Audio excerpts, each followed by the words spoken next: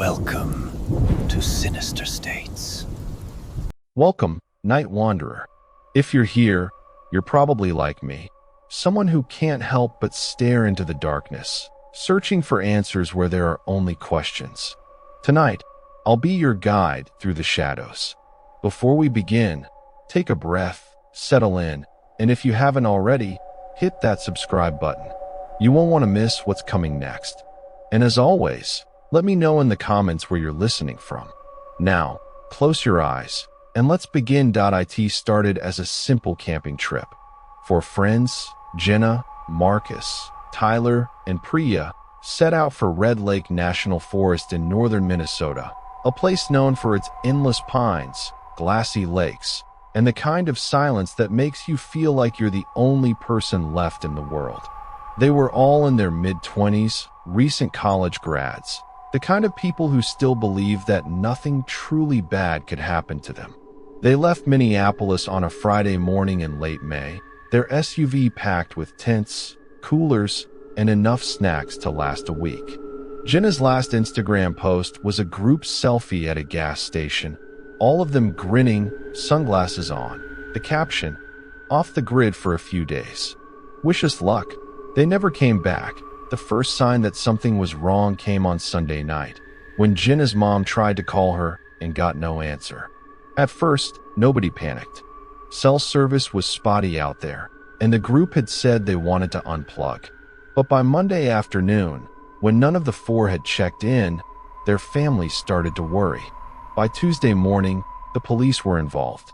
Search teams combed the forest, helicopters circled overhead, and volunteers from nearby towns joined in.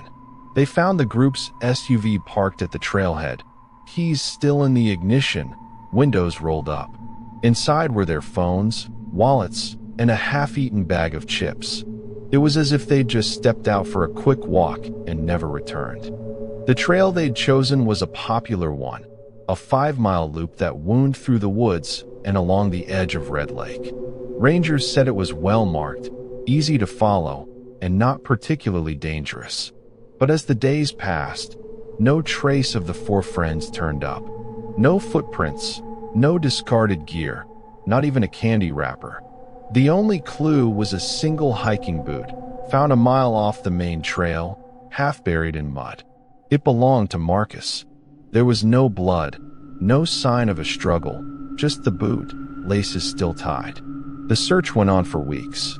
Dogs picked up a scent near the lake's edge, but it vanished at the waterline.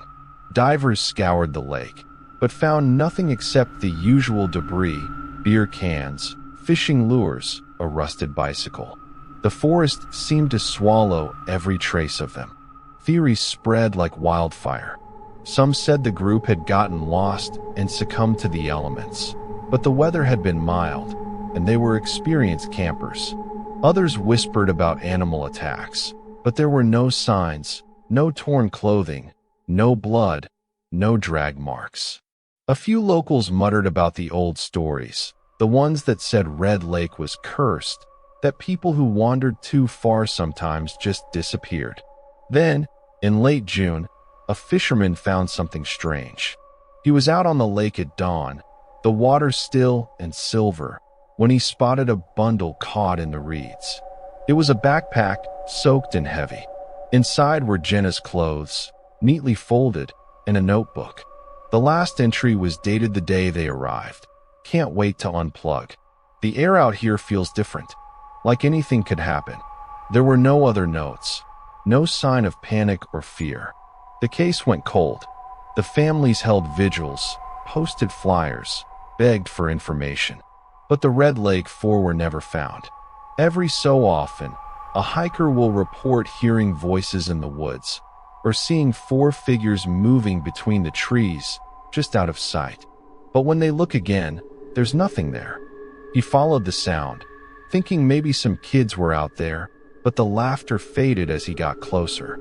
Then he saw something that made his blood run cold. For sets of footprints, side by side, leading away from the trail and into the thickest part of the woods. He followed them for a while, but they just stopped. No sign of where the people had gone. No broken branches, No disturbed leaves. Just 4 sets of prints, ending in the middle of nowhere. Bill told the police, but they didn't find anything. Still, his story spread, and soon others came forward. A couple camping near the lake said they'd heard voices at night, calling for help. Another hiker claimed to have seen a woman in a red jacket, just like the one Jenna had been wearing, standing at the edge of the water, staring out across the lake. When he called out to her, she vanished. The families clung to hope, but as the months passed, hope turned to grief. The forest grew colder, the days shorter. By October, the search was officially called off, but the questions remained. How could 4 people vanish without a trace? Why was there no evidence, no bodies, no signs of struggle, nothing? And what about the strange sightings, the voices, the footprints that led nowhere? Some say the answer lies in the land itself. Red Lake has always had a reputation for being different. The Ojibwe people, who have lived in the area for centuries, tell stories of spirits that guard the forest, of places where the veil between worlds is thin. They say that sometimes people who don't belong are taken, swallowed up by the woods, never to be seen again. Skeptics, of course, have their own theories. Maybe the group got lost, panicked, and wandered too far. Maybe they drowned in the lake, their bodies pulled under by the current. Maybe they ran into someone out there, someone who didn't want to be found. But none of these theories explain the lack of evidence, the eerie silence, the sense that something is watching you when you walk those trails. In the years since, Red Lake has become a place of pilgrimage for true crime fans, amateur sleuths, and those who are drawn to the unknown. Some come hoping to find answers. Others just want to feel the chill that comes from standing where the Red Lake vanished. The forest is still there, unchanged, waiting.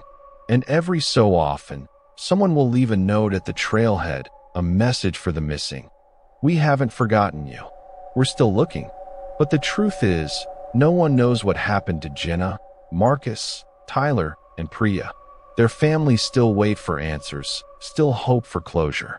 But as the years pass, the chances of finding out what really happened grow slimmer.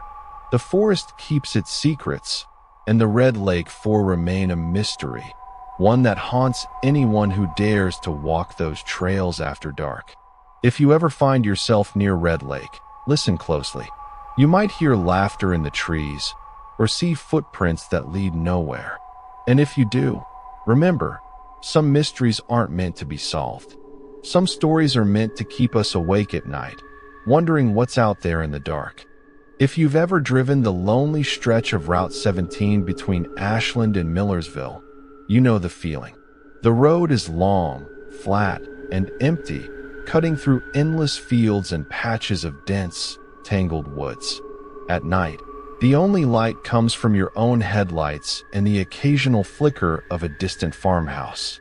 It's the kind of place where the world feels thin, where you can almost believe in ghosts. In the spring of 2024, Route 17 became the center of a mystery that still has no answers. It started with a single 911 call just after midnight on March 12th.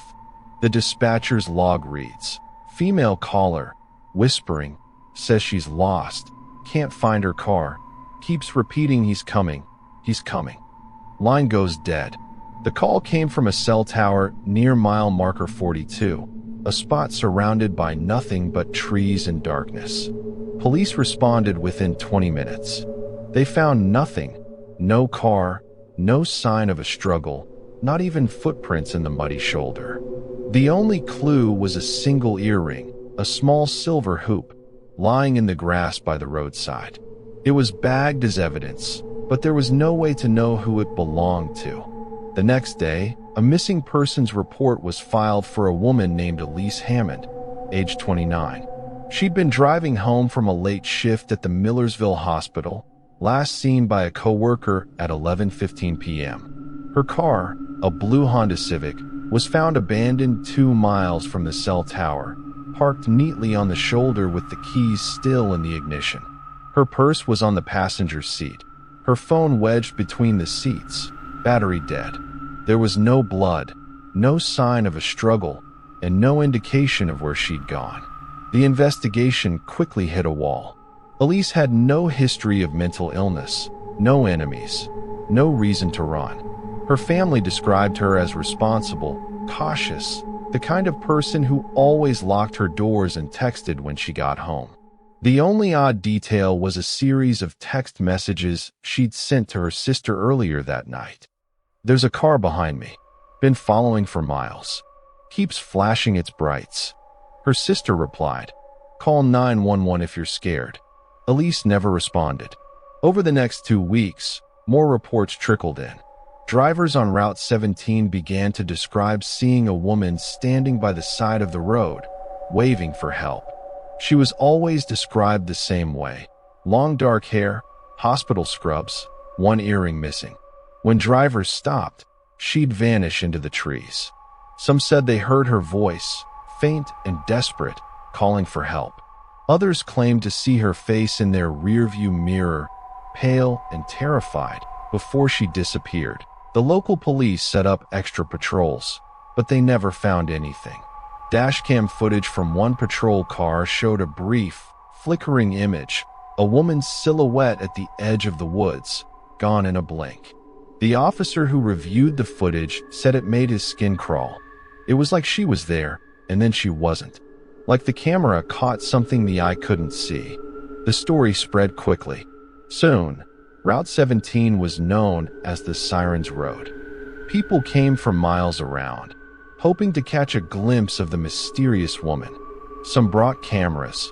Others just wanted to feel the chill of standing where Elise vanished. But the sightings continued, and the fear grew. Then, in late April, a trucker named Dave Randall made a call to 911. His voice was shaking. "I just saw her. She ran out in front of my truck, waving her arms. I slammed on the brakes, but when I got out, she was gone. There's no way she could have moved that fast." Police arrived within minutes, but again, there was nothing. No footprints, no sign of anyone in the area. The case took a darker turn in May, when another woman, 34-year-old Marissa Lee, disappeared on the same stretch of road. She was last seen leaving a friend's house in Ashland, heading home to Millersville. Her car was found in almost the exact same spot as Elise's: keys in the ignition, purse on the seat, phone dead. This time, there was a smear of blood on the driver's side door, but no other evidence. Marissa's family said she'd been nervous about driving Route 17 at night, especially after hearing about Elise. She'd even joked about taking the long way home, but that night, she was in a hurry. The community was on edge. Rumors flew. Some said there was a serial killer stalking the road. Others whispered about ghosts or something worse. The police brought in search dogs, drones, even psychics, but nothing turned up. The only thing everyone agreed on was that something was very wrong on Route 17. In June, a group of amateur ghost hunters set up cameras along the road, hoping to catch evidence of the siren. They spent 3 nights camped out by the woods, recording everything. On the second night, their audio equipment picked up a faint, high-pitched sound, almost like singing or crying. When they played it back, one of the hunters, a woman named Tara, said she felt a cold hand on her shoulder. She turned, but no one was there. The group left the next morning, shaken and silent. The police, desperate for leads, released the 911 call to the public. The audio is chilling. Elise's voice, barely more than a whisper, repeating, "He's coming, he's coming, please help me." Then a sudden gasp, and the line goes dead. The call was traced to a spot less than 100 yards from where her car was found. As the summer wore on, the sightings continued. Some drivers reported seeing a second figure, a man, tall and thin, standing just behind the woman, his face hidden in shadow. Others claimed to see headlights in their rearview mirror, flashing brights, only to find the road empty when they pulled over. The fear grew, and by July, most locals refused to drive Route 17 after dark, the case remains unsolved. Elise Hammond and Marissa Lee are still missing. Their families hold out hope, but as the months pass, hope is hard to hold on to. The police have no suspects, no evidence, and no answers. The only thing they have is a growing list of people who have seen the woman in the woods, heard her voice, or felt her presence. Some say she's still out there, trapped between worlds, trying to warn others of the danger that took her. Others believe she's become part of the road itself, a silent siren luring the lost and the lonely into the darkness. Whatever the truth, Route 17 has become a place of fear, a stretch of asphalt where the past and the present blur, and where the line between the living and the dead is thinner than anyone wants to believe.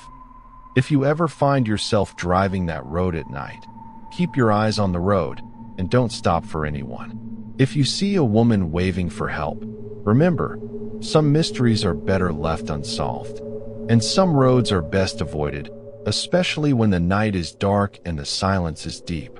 There's a place in Southern Virginia called Hollow Creek, a town so small you could drive through it in less than 5 minutes and never know you'd been there. It's the kind of place where everyone knows everyone, where secrets are supposed to be impossible to keep. But in the summer of 2024, Hollow Creek became the center of a mystery that no one has been able to explain. It started with a storm. On June 8th, a line of thunderstorms rolled through the region, knocking out power and flooding the back roads. The next morning, a local farmer named Edna Wilkes was out checking her property when she noticed something strange, a set of tire tracks leading down the old service road behind her barn, a road that hadn't been used in years. The tracks were fresh, pressed deep into the mud, and they led straight toward the woods. Edna followed the tracks for about a quarter mile before she found the car, a silver Toyota Corolla, its front end buried in a thicket of blackberry bushes. The driver's door was open, the keys still in the ignition. Inside, she found a purse, a cell phone, and a half-empty bottle of water. The car belonged to 19-year-old college student Mia Torres, who had been visiting her grandparents in Hollow Creek for the summer. Mia was nowhere to be found.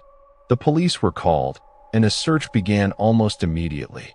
Dozens of volunteers combed the woods, calling Mia's name, but there was no sign of her. The only clue was a single muddy footprint, smaller than Edna's boot, leading away from the car and into the trees. The search dogs picked up a scent, but it vanished at the edge of a small creek that ran through the woods. The water was high from the storm, fast and cold, but there was no sign that anyone had fallen in. Mia's family was frantic. She was a good student, responsible, with no history of running away. She'd been planning to return to college in the fall, and her friends said she'd been excited about the future. The night before she disappeared, she texted her best friend, "Storm's wild. Power's out. Feels like the world's ending, LOL." That was the last anyone heard from her. As the days passed, the search expanded. Drones flew over the woods, boats searched the creek, and divers checked every deep pool. Nothing. The only thing they found was Mia's phone, lying face down in the mud about 100 yards from the car. It was dead, but when police checked the call log, they found a single outgoing call at 2:13 a.m. to a number that didn't exist. The call lasted exactly 17 seconds. Rumors began to spread. Some said Mia had been taken, that someone had been waiting for her in the woods. Others whispered about the old stories, the ones that said Hollow Creek was haunted, that the woods were full of things best left alone. A few people claimed to have seen strange lights in the trees the night Mia disappeared, flickering blue and white, like lightning that never touched the ground. The police, desperate for answers, brought in experts from Richmond. They found no evidence of foul play, no sign of a struggle, no fingerprints except Mia's. The only thing out of place was a small, hand-carved wooden figure found near the creek. It was shaped like a woman, with long hair and empty eyes. No one knew where it had come from. As the weeks turned into months, the case grew colder. Mia's family refused to give up. They posted flyers, offered a reward, and held candlelight vigils at the edge of the woods. But there were no new leads, no new clues. The town grew quieter, more suspicious. People started locking their doors at night, something they'd never done before. Then, in late August, something strange happened. A hiker passing through the area found a piece of paper wedged into the bark of an old oak tree, about a mile from where Mia's car had been found. The paper was damp and torn, but the writing was clear. "I'm not alone. He's watching. Please help me." The note was signed with Mia's initials. The police searched the area again, but found nothing. The note was tested for fingerprints, but only Mia's were found.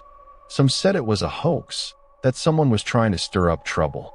Others believed it was real, a desperate message from a girl who was still out there, somewhere in the woods. The story made the news, and soon Hollow Creek was swarming with reporters, true crime podcasters, and amateur sleuths. Some came hoping to solve the mystery. Others just wanted to see the place where Mia had vanished. The town grew weary of the attention, but the questions remained. In September, another clue surfaced. A local fisherman found a small, silver locket in the creek, tangled in the roots of a fallen tree. Inside was a photo of Mia and her younger brother, taken the summer before. The locket was clean, as if it had just been dropped. The fisherman swore he'd checked that spot a dozen times before and never seen it. Theories multiplied. Some said Mia had been taken by someone passing through, a drifter or a trucker. Others believed she'd gotten lost, disoriented by the storm, and wandered too far. But the most persistent theory was the strangest, that Mia had been taken by something in the woods, something that watched and waited for storms to cover its tracks. Old-timers in Hollow Creek told stories of the Watcher, a figure said to haunt the woods, appearing only during storms. They said he could make people disappear, leaving behind only footprints and fear. Most people laughed off the stories, but after Mia vanished, the laughter faded. The case remains unsolved. Mia Torres is still missing. Her family keeps searching, refusing to let her memory fade. Every year, on the anniversary of her disappearance, they gather at the edge of the woods, lighting candles and reading her favorite poems. They say they'll never stop looking, never stop hoping. But the woods of Hollow Creek remain silent, holding their secrets close. Some say if you walk there at night, you can hear a voice calling for help or see a flicker of light moving between the trees. Others say the Watcher is still out there, waiting for the next storm. If you ever find yourself in Hollow Creek, remember Mia Torres. Remember the footprints, the locket, the note in the tree. And remember that some mysteries are never solved, some questions never answered. The woods are deep and the night is long. There's something about old apartment buildings that makes them perfect for secrets.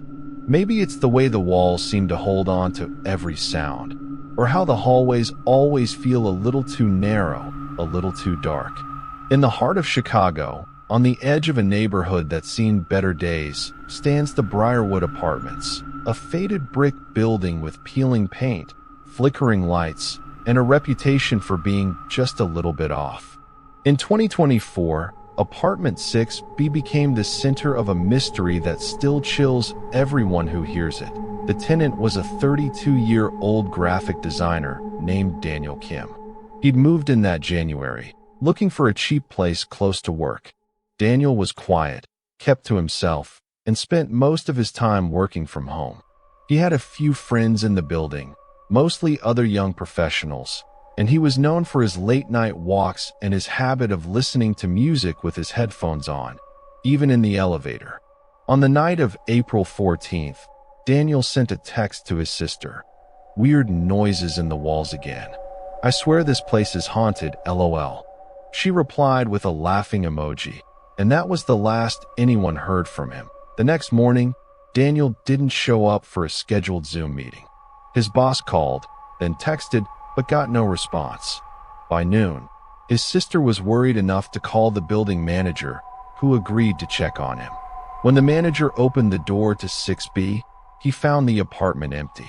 Daniel's phone was on the kitchen counter, his laptop open on the desk, and his wallet and keys were in their usual spot by the door.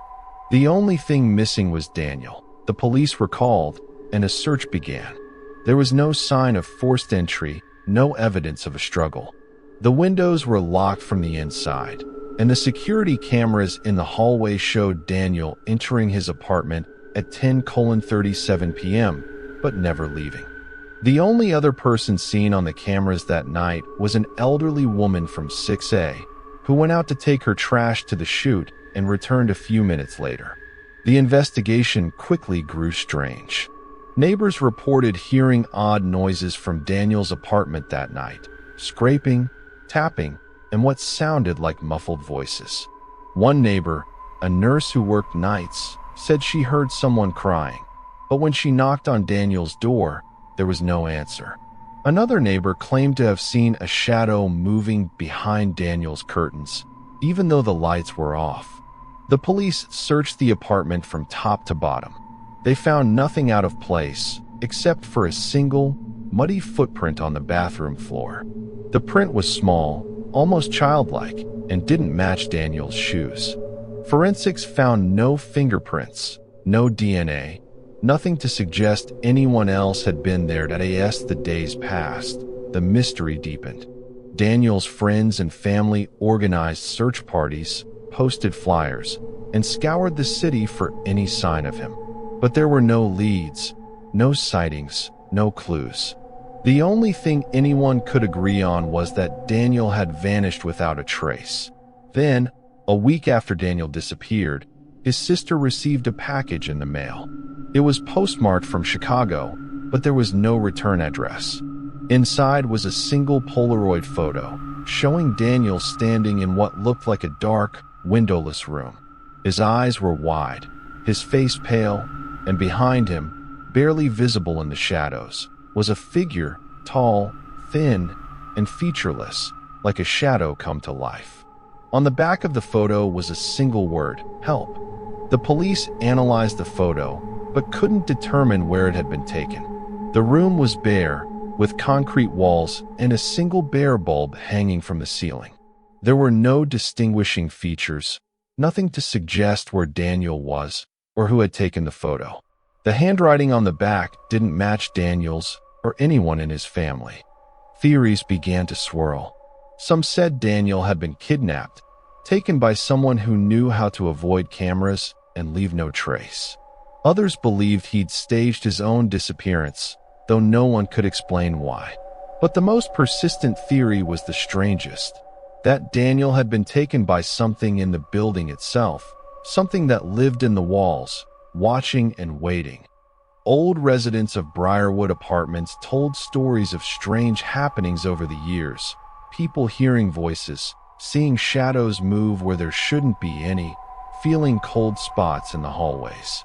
Some said the building was cursed, that it had been built on the site of an old asylum, and that the spirits of the dead still lingered. Most people laughed off the stories, but after Daniel vanished, the laughter stopped. The building manager, desperate to keep tenants from moving out, brought in a team of paranormal investigators. They spent a night in 6B, recording audio and video, taking temperature readings, and trying to make contact with whatever might be there. The only thing they captured was a single, chilling EVP, a faint voice, barely audible, whispering, "He's here."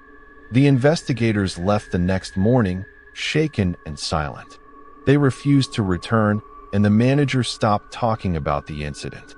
But the story spread, and soon Briarwood Apartments was known as the most haunted building in Chicago. Daniel's family never gave up hope. They hired private investigators, followed up on every tip, and even consulted psychics. But there were no answers, no closure.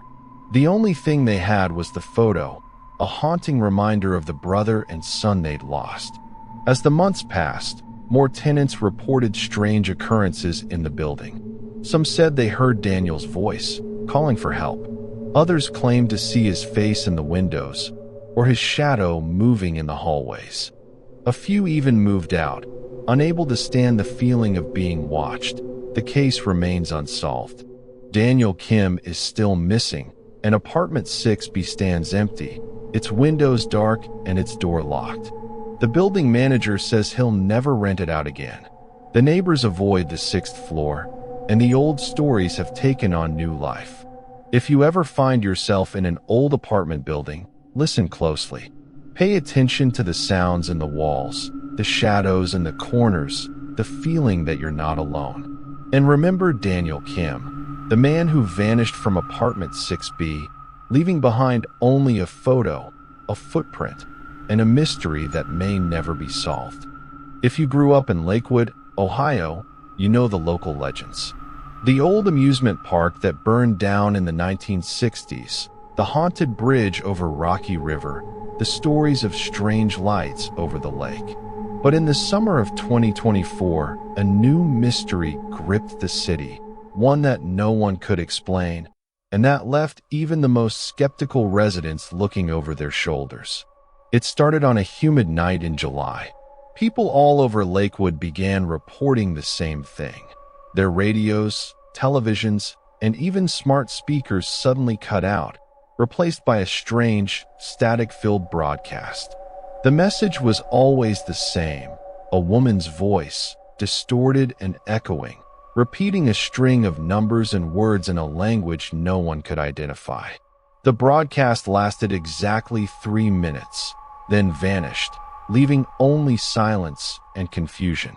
At first, most people thought it was a prank, maybe a pirate radio station or a hacker with too much time on their hands. But the reports kept coming. The broadcast would appear at random times, on different frequencies, sometimes in the middle of the night, sometimes during the day. It didn't matter what device you were using. If you were in Lakewood, you could hear it. The local news picked up the story, interviewing residents who had recorded the broadcast on their phones. The audio was chilling, a woman's voice, soft and urgent, speaking in a rhythm that felt almost hypnotic. The numbers changed with each broadcast, but the words were always the same. Linguists from the nearby university tried to identify the language, but came up empty. It wasn't Russian or Arabic or any known code. Some said it sounded like a mix of several languages. Others thought it was just gibberish. The city was on edge. People started to wonder if the broadcast was a warning or a signal. Some believed it was connected to the military base just outside town or to the old Cold War bunkers hidden beneath the city. Others thought it was something supernatural, a message from another world. Then, things got stranger. On July 17th, a local teenager named Alex Ramirez disappeared. He'd been at home, playing video games with friends online, when his screen suddenly went black. His friends heard the broadcast through his headset, numbers, words, static, then nothing. When Alex's parents checked his room, he was gone. The window was open, the curtains fluttering in the breeze, but there was no sign of a struggle. His phone was on the bed, still recording. The last thing it captured was the broadcast, followed by a faint whisper, "Come find me." The police launched a massive search, but found no trace of Alex. His friends were questioned, but none of them could explain what had happened. The only clue was the recording, which experts analyzed for weeks. They found nothing, no hidden messages, no clues in the background noise. Just the same, haunting voice. As the days passed, more people reported strange experiences. Some said they saw Alex walking the streets at night, his eyes blank, his movements stiff and unnatural. Others claimed to hear the broadcast even when their devices were turned off, the voice echoing in their heads. A few people even reported receiving text messages with the same string of numbers. Always at 3:17 a.m. the city grew more anxious. Parents kept their children inside, and the streets emptied after dark. The police set up a tip line, but most of the calls were dead ends, rumors, hoaxes, or people just scared and confused. The only thing everyone agreed on was that something was very wrong in Lakewood. Then, on August 1st, the broadcast changed. For the first time, the woman's voice spoke in English. "He is here. He is watching. Do not trust the lights." The message repeated 3 times, then the broadcast ended. That night, the power went out across the city. For 3 hours, Lakewood was plunged into darkness. When the lights came back on, several more people were missing: 2 teenagers, a young woman, and an elderly man. All had last been seen at home, alone, just before the blackout. The police were overwhelmed. The FBI was called in, but they found no evidence of foul play, no signs of forced entry, nothing to explain the disappearances. The only connection was the broadcast, which continued to appear at random, always with the same numbers, always with the same sense of urgency. Theories multiplied. Some said the broadcast was a government experiment gone wrong, a mind control signal that was spiraling out of control. Others believed it was a warning from the future or a message from the dead. A few even claimed it was the work of a cult, using the broadcast to lure people away.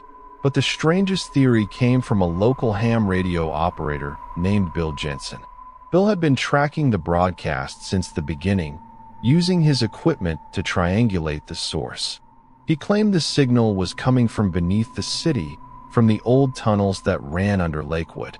He said he'd picked up strange readings, spikes in electromagnetic energy, bursts of static that seemed to move through the tunnels like a living thing. Bill decided to investigate.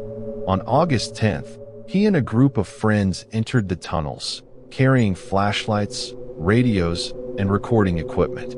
They were down there for hours, following the signal deeper and deeper.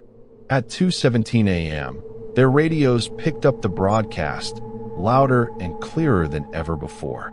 The woman's voice echoed through the tunnels, the numbers bouncing off the walls. Then, suddenly, the signal cut out. Bill and his friends found themselves in total darkness, their flashlights flickering and dying one by one. They stumbled through the tunnels, disoriented and terrified. Bill later said he felt like something was following them, something cold and hungry. When they finally found their way out, it was dawn. One of Bill's friends was missing. His name was Mark, and he was never seen again. The city was in a panic. The tunnels were sealed off, and the police warned people to stay away. But the broadcast continued, growing more frequent, more urgent. Some people left town, unable to stand the fear. Others stayed, determined to solve the mystery.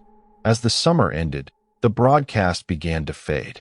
By September, it was gone. The missing were never found, and the city slowly returned to normal. But the fear lingered, and the questions remained. If you ever find yourself in Lakewood, Ohio, listen closely. If you hear a woman's voice on the radio, repeating numbers and words you can't understand, turn it off. If you hear it in your head, don't follow it. And if you ever find yourself drawn to the old tunnels beneath the city, remember the people who vanished and the mystery that was never solved. There are places in America where the woods seem to press in on you, where the trees are so thick and the shadows so deep that even the bravest souls hesitate to wander after dark. Pine Hollow, a small town in northern Maine, is one of those places.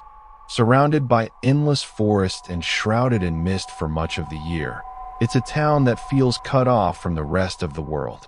In the fall of 2024, Pine Hollow became the center of a series of events that left the entire region shaken and still searching for answers. It began with a single report.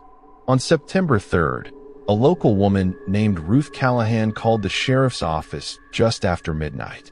Her voice was trembling as she described what she'd seen. "There are people walking through the woods behind my house. They're not making any noise. They're just moving, all in a line. I counted at least 10 of them. They're not carrying flashlights. They're not talking. They're just walking." The sheriff's deputy who responded found nothing. The woods were silent, the ground undisturbed. But Ruth insisted she hadn't imagined it. She said she'd watched the figures for nearly 10 minutes, moving slowly but steadily through the trees, their faces hidden in shadow. It was like they didn't want to be seen, she said, but they knew I was watching. Over the next week, more reports came in. People all over Pine Hollow began to see the same thing.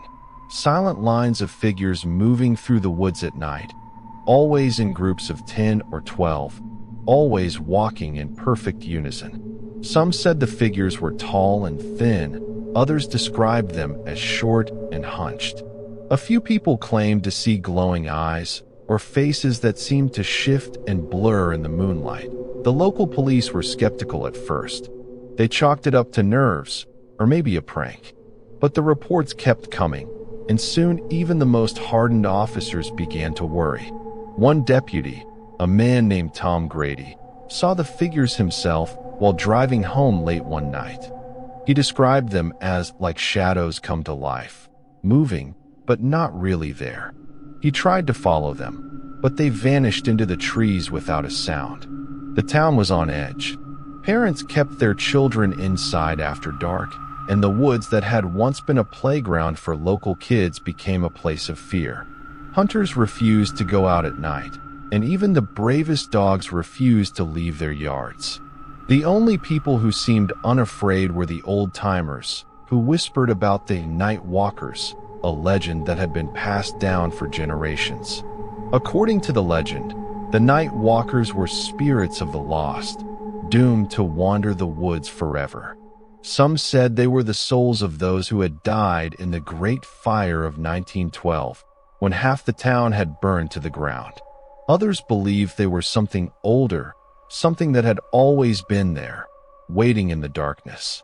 On September 17th, the mystery took a darker turn. A local teenager named Jamie Ellis disappeared while walking home from a friend's house. He'd taken the shortcut through the woods, a path he'd walked 100 times before. When he didn't come home, his parents called the police. A search party was organized, and dozens of volunteers combed the woods for days. They found Jamie's backpack, his phone, and a single shoe, but no sign of Jamie. The only clue was a series of footprints leading deep into the forest. The prints were strange, long and narrow, with an odd, shuffling gait. They didn't match Jamie's shoes or anyone else's. The searchers followed the prints as far as they could, but they ended abruptly at the edge of a small clearing. In the center of the clearing was a circle of stones, arranged in a pattern no one recognized.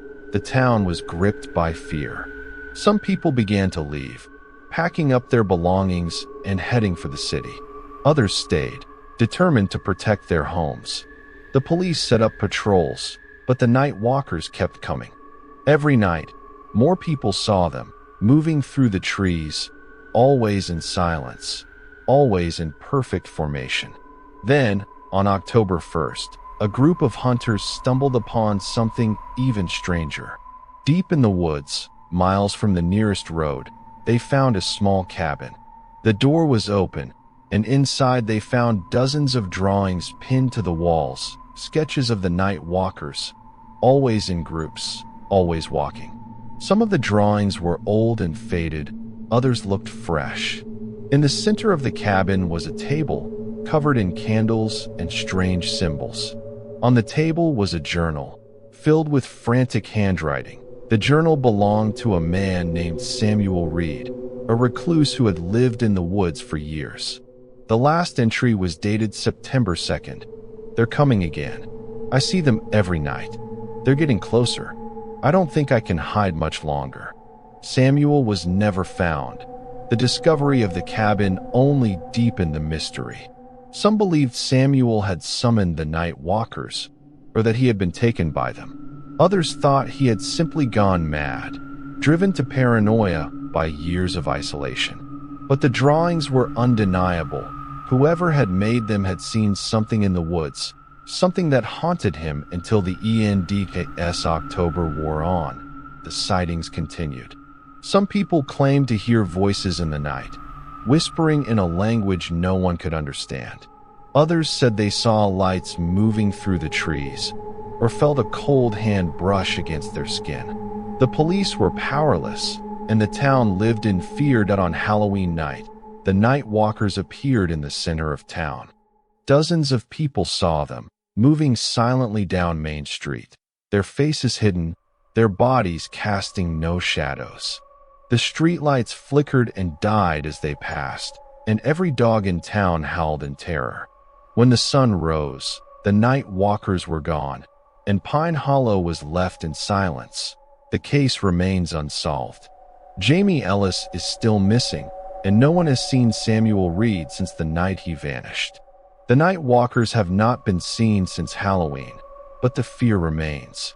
The woods around Pine Hollow are still, and the people who live there keep their doors locked tight after dark. If you ever find yourself in Pine Hollow, remember the night walkers.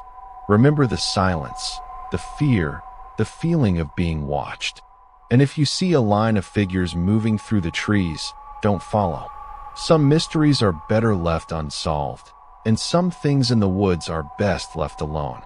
There are mysteries that haunt the skies, stories of planes that vanish without a trace, leaving behind only questions and grief. In 2024, the world watched in disbelief as Flight 604, a routine domestic flight from Denver to Seattle, disappeared from radar in clear weather, with no distress call, no warning, and no sign of wreckage. The disappearance of Flight 604 remains one of the most chilling, unsolved cases of the year, and perhaps of the decade. It was a Thursday afternoon, June 20th, when Flight 604, a Boeing 737 operated by Cascade Air, took off from Denver International Airport at 2:17 p.m. The flight was scheduled to land in Seattle just after 4 p.m. On board were 143 passengers and 6 crew members, business travelers, families on vacation, students heading home for the summer.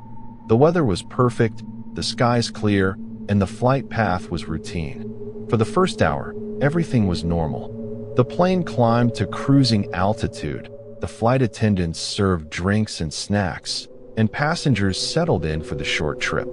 At 3:09 p.m., the plane was flying over the rugged mountains of Idaho, maintaining radio contact with air traffic control. The pilot, Captain Laura Chun, checked in with Salt Lake Center, reporting smooth conditions and an estimated arrival time on schedule. Then, at 3:17 p.m., Flight 604 vanished from radar.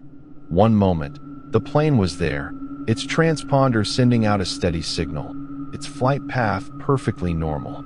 The next, it was gone. Air traffic controllers tried to make contact, but there was no response.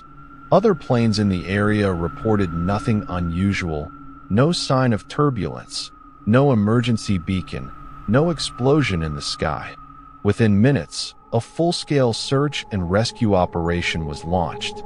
The last known coordinates placed the plane over a remote stretch of wilderness in central Idaho, an area of dense forest, steep mountains, and deep valleys. Helicopters, planes, and ground teams scoured the region, but found nothing. No wreckage, no debris, no sign that a plane had ever been there. The families of the passengers and crew were left in limbo, desperate for answers. The media descended on Denver and Seattle, broadcasting interviews with loved ones, aviation experts, and anyone who might have a theory. The airline was inundated with calls, but could offer no explanation. The only thing anyone knew for certain was that Flight 604 had vanished without a trace. As the days turned into weeks, the search continued.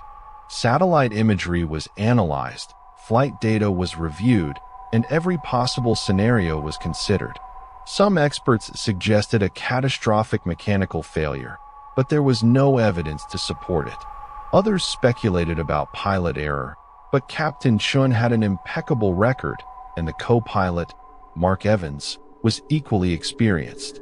There was no indication of foul play, no sign of a hijacking, no ransom demands. Then, strange reports began to surface. Hikers in the mountains near the last known location of the plane claimed to hear the distant sound of engines echoing through the valleys at night. A few even reported seeing lights in the sky, moving in a way that didn't match any known aircraft. One group of campers said they found a piece of metal, scorched and twisted, with a serial number that matched a part from a Boeing 737. But when investigators returned to the site, the metal was gone. Theories multiplied. Some believed the plane had crashed in a remote area, hidden by the dense forest. Others thought it had been abducted by terrorists, by a secret government agency, or even by something not of this world.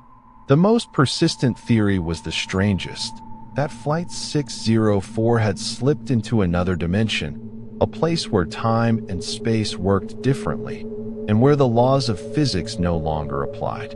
The families of the missing clung to hope, organizing their own searches, hiring private investigators, and sharing information online. They formed support groups, held vigils, and refused to let the world forget about Flight 604. Some received strange phone calls, static-filled voices, faint and distant, saying things like, "We're still here," and "Don't stop looking." The calls were traced to payphones in small towns across Idaho, but no one was ever seen making them. In August, a breakthrough seemed possible. A satellite picked up a faint signal, a transponder code matching Flight 604, coming from deep within the Sawtooth Mountains. Search teams rushed to the area, but found nothing. The signal vanished as quickly as it had appeared, leaving only more questions. The case attracted the attention of paranormal investigators, who pointed to other mysterious disappearances in the region: planes, hikers, even entire search parties that had vanished over the years. They spoke of thin places, spots where the fabric of reality was weaker, and where people could slip through the cracks. Most dismissed these ideas as fantasy, but as the months passed with no answers, even the skeptics began to wonder. In October, a hiker named Sarah McMillan found something strange while exploring a remote canyon. It was a passenger's boarding pass, weathered and torn, with the name David Lynn printed on it. David had been on Flight 604, traveling home to Seattle after a business trip. The boarding pass was tested for fingerprints, and both David's and Sarah's were found. But there was no sign of David or anyone else from the flight. The boarding pass reignited the search, but again, nothing was found. The wilderness of Idaho is vast and unforgiving, and even the most determined searchers can only cover so much ground. As winter set in, the search was called off, and the families were left with nothing but memories and unanswered questions. The disappearance of Flight 604 remains one of the greatest mysteries of 2024. The official investigation is still open, but with no new leads, the case has grown cold. The families continue to hope for answers, for closure, for something, anything, that might explain what happened to their loved ones. If you ever find yourself flying over the mountains of Idaho, look out the window. Listen for the sound of engines in the night, or the flicker of lights in the darkness. And remember Flight 604, the plane that vanished without a trace, leaving behind only questions and a mystery that may never be solved. Some mysteries don't just haunt a place, they haunt the people who live there, following them from room to room, from dream to waking life. In the spring of 2024, the small city of Easton, Pennsylvania, became the epicenter of a case so strange and unsettling that even the most rational minds struggled to explain it. They called him the Mirror Man, and to this day, no one knows who or what he was. It began with a series of break-ins. In late March, residents of the historic downtown district started reporting that someone had entered their homes in the middle of the night. Nothing was ever stolen, and there was no sign of forced entry. The only evidence was a single, perfect handprint left on a mirror, always the bathroom mirror, always at about chest height.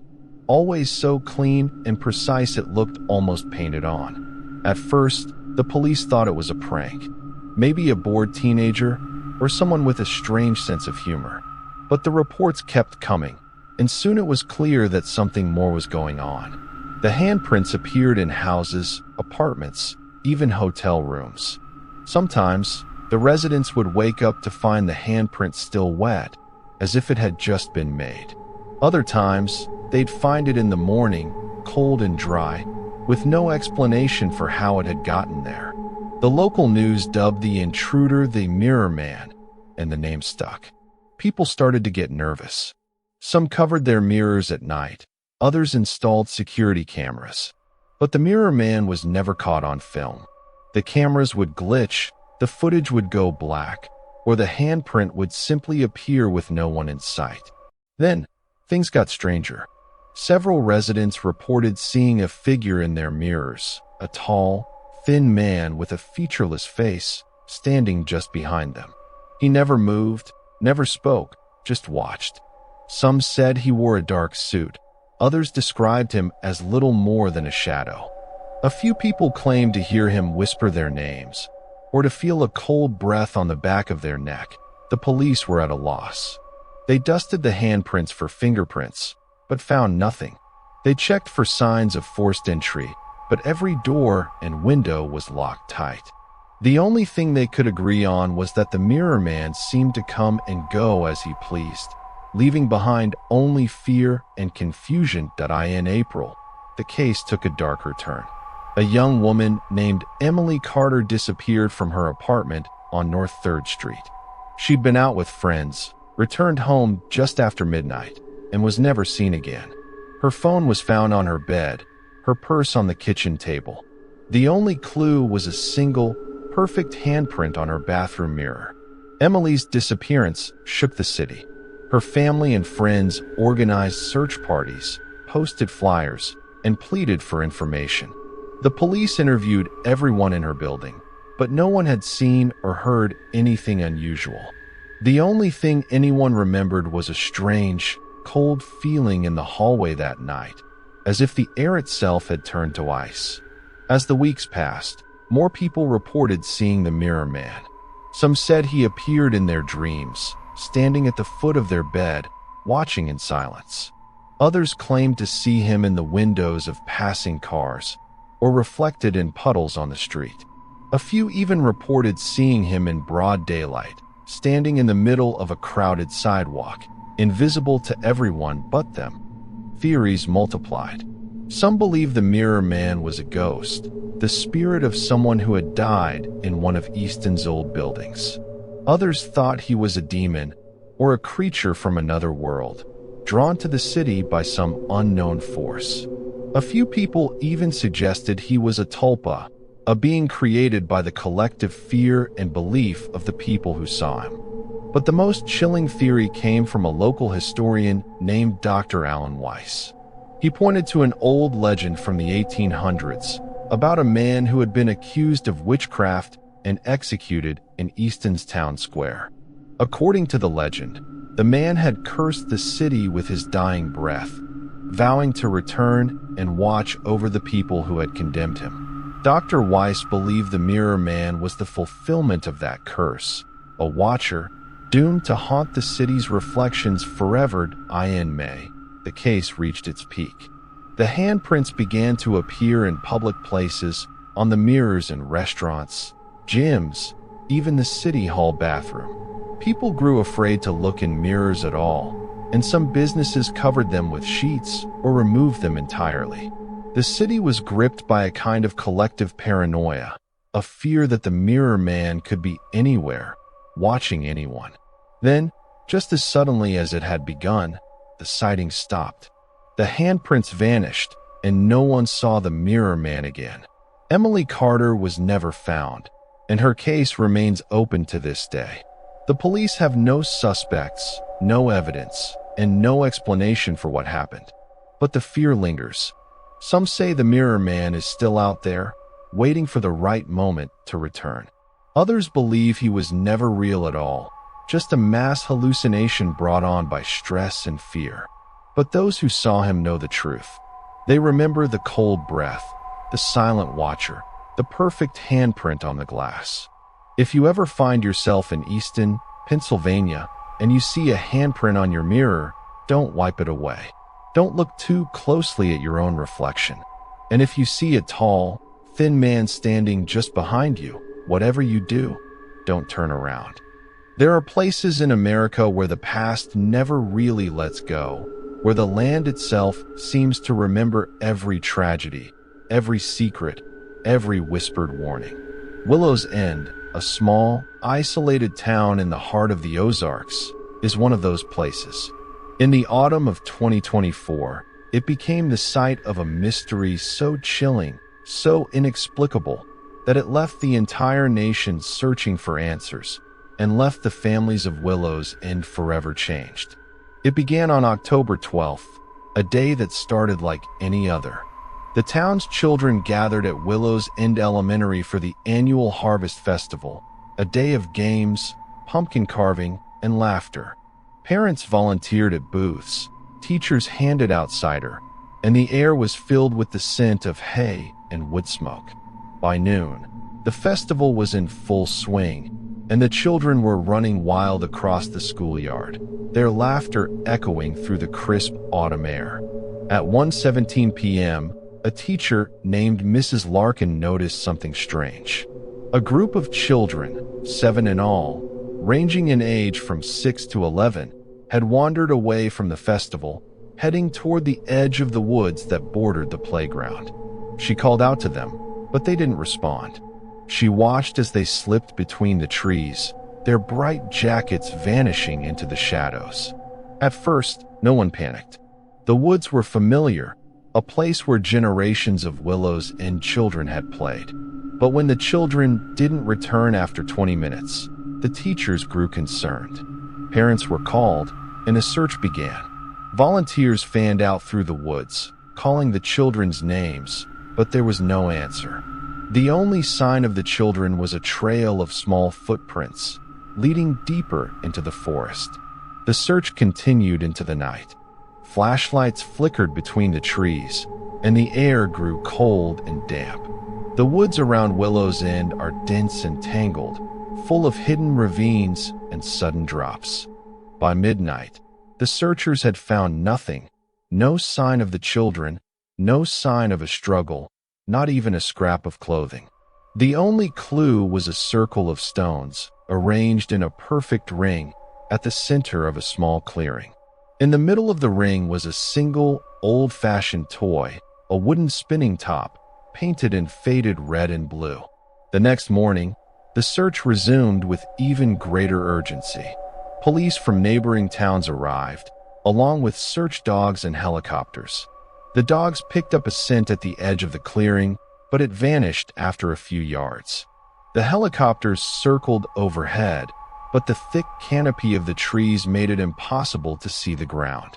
The woods seemed to swallow every trace of the missing children.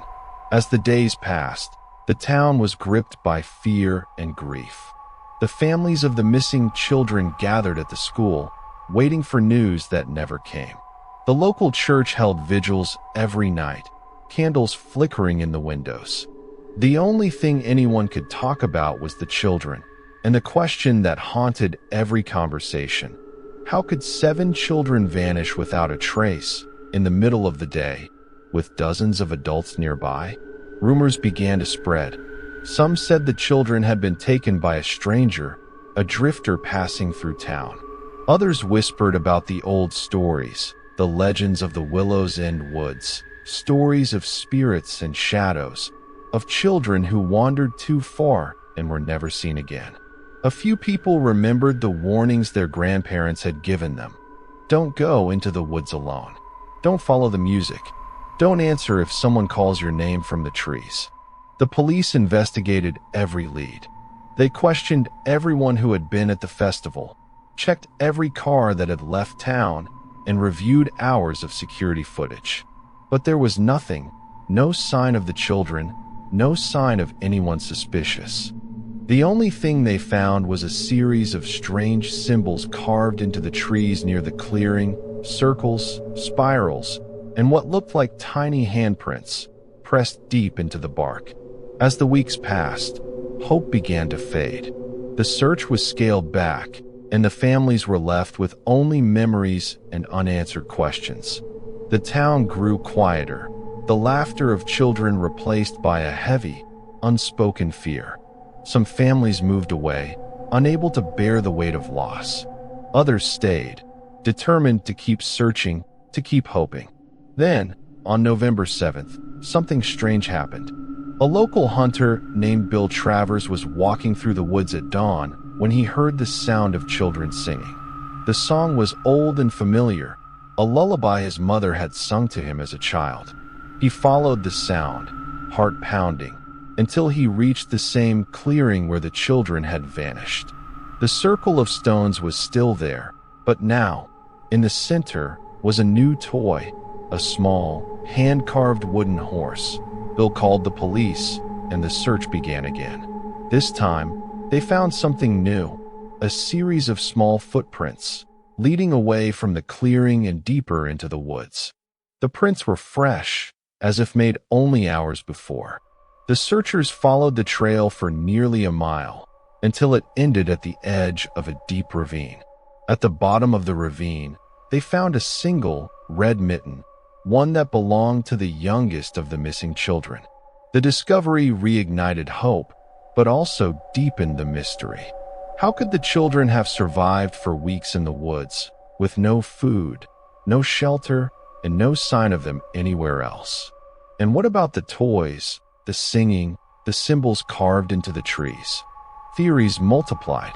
Some believed the children had been taken by someone living in the woods, a hermit, or a cult, or something even stranger.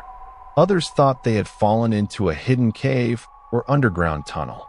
But the most persistent theory was the oldest, that the children had been taken by the spirits of the woods, lured away by music and laughter, never to return. The families of the missing children refused to give up. They organized their own searches, hired private investigators, and even brought in psychics. Some claimed to see the children in their dreams, standing at the edge of the woods, calling for help. Others reported hearing laughter in the night, or seeing small figures moving between the trees. As winter set in, the search was called off for good.